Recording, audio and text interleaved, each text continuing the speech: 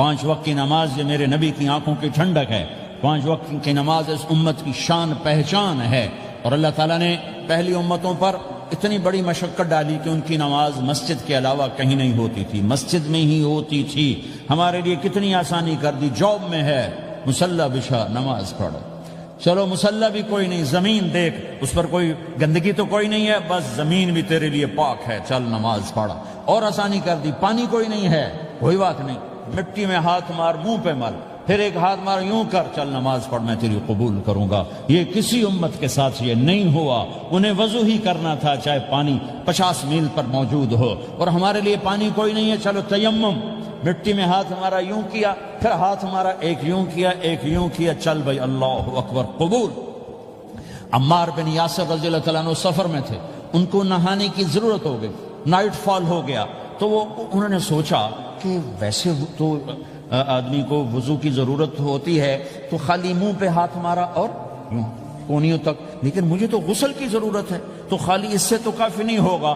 تو انہوں نے کپڑے اتارے، اکیلے تھے، ریت کے اوپر کبھی یوں لیٹے، کبھی یوں لیٹے، کبھی یوں لیٹے، 3-4 دفعہ یوں یوں اور یوں رول ہوتے ہوتے پھر انہوں نے نماز پڑھی۔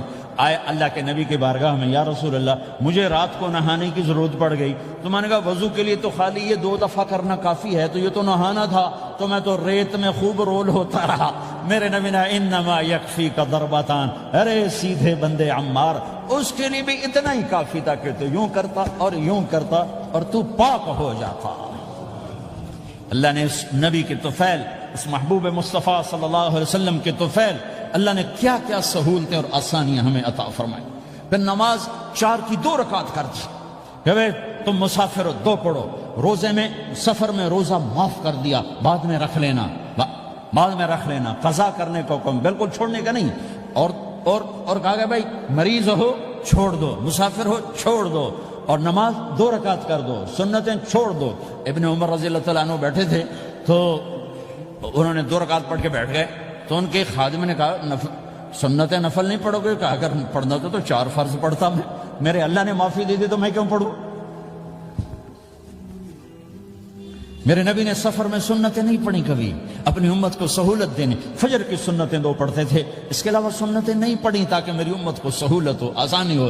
ایک دفعہ بارش ہو رہی تھی اور کوئی جگہ نہیں تھی نماز پڑھنے کے لیے، تو آپ نے اپنی اونٹنی کو آگے کیا اور اس پر بیٹھ گئے، بیٹھے ہی تھے، پیچھے صحابہ نے اونٹنیوں پر ہی صفیں بنائیں، اور یہ نماز اونٹنی پہ بیٹھ کر ادا کی گئی بارش کے اندر۔ نماز اونٹنی کے اوپر نماز بھی ہو گئی، رکوع بھی ہو گیا، سجدہ بھی ہو گیا، سلام بھی ہو گیا۔ پہلی امتوں کے لیے نہیں تھا، سجدہ ہی کرنا پڑے گا۔